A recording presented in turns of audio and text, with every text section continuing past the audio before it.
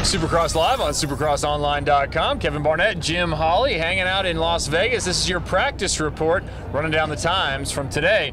Jim, will start out with the Supercross Lights class. It's East and West, so an extended practice program.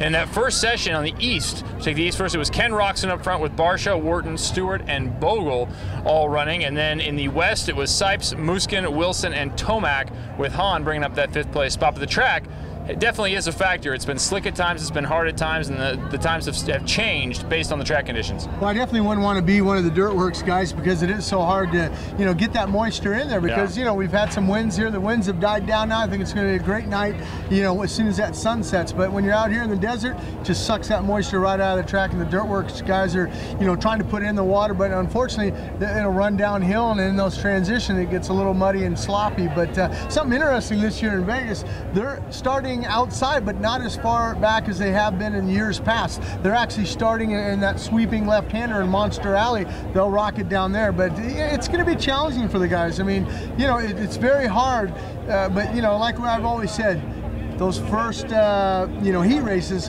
which it's not going to be heat races, it's going to be the main event for the East Coast, and then the main event for Lights. The track will be perfect for those guys. Definitely a change to have to generate that kind of focus and determination from the very first race lap that you're running. In the second practice, and interestingly enough, I want to point out that the West got a chance to come out second during the first practice, and then the East got a chance to come out second in the second practice, and it certainly did change the times. As we saw on the East Coast side, when they came out for that last round, Roczen laid down a 103.2, which was a full second faster than anybody else had run. So it was Roczen, Stewart, Bogle, Baggett, and Wharton on the East Coast. And the other side, it was Wilson, Muskin, Sipes, Davalos, and Hahn. In fact, Ken Roczen faster than anybody on the track, big bikes or small.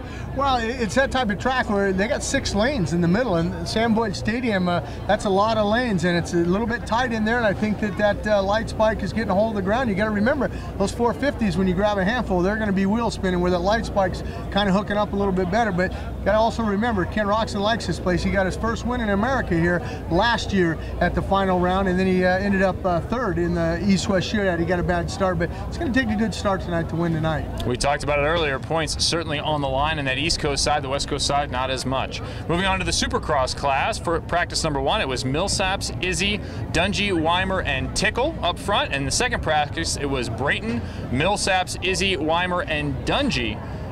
Let me ask you this about Nico Izzy. When is he going to translate all these extremely fast practice times and some decent heat performances into a main event?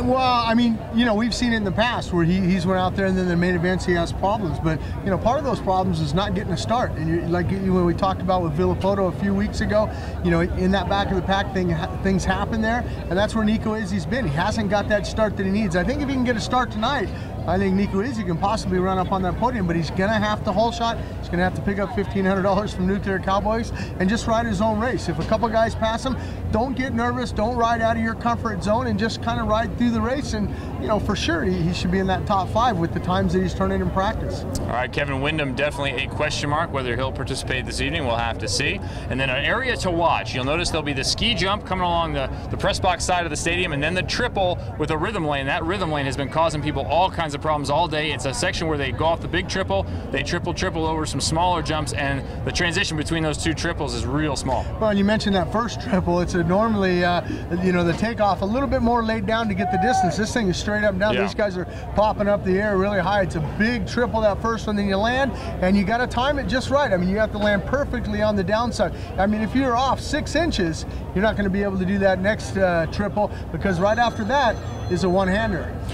You notice this place is packed down here. Monster Energy Cup coming up. There'll be a second opportunity for people to see these riders. This day is sold out, and you can tell by the party in the pits. It's been going off all day.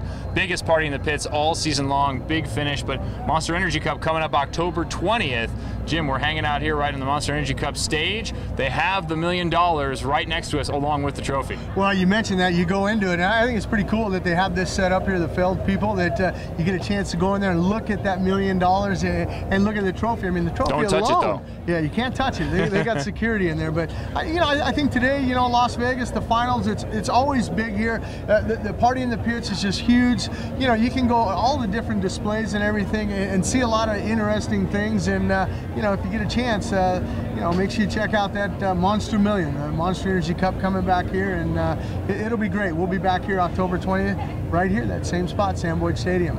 Don't you forget, if you missed out on this race, sold out, didn't have a ticket, come back October 20th. You can buy tickets right now for that Monster Energy Cup, and you can get them 50% off at participating Terrible Herbst or Food for Less locations up until May 11th.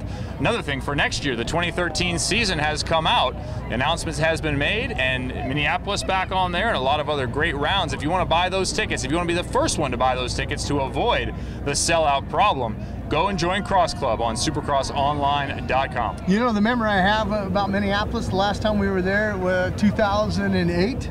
Ryan Dungey made that transition from the Supercross class to the, from the lights class to the Supercross class, finished second. So maybe Ryan Dungey, he's looking to, hey, I'm going back to my hometown. It'd be good to see him there. And, you know, that'll be on April 13th. We're back in Minneapolis. Ryan Dungey's home race next year. He's got one more race of Supercross this year coming up tonight. If you want to get in the conversation, facebook.com/supercrosslive, twitter.com/supercrosslive. Let us know who you think is going to win the East-West shootout. And also hashtag SXOnSpeed on Twitter if you want to get in the conversation with the TV crew, as it is live on Speed. Tonight, Kevin and Jim from Vegas, post-show yet to come.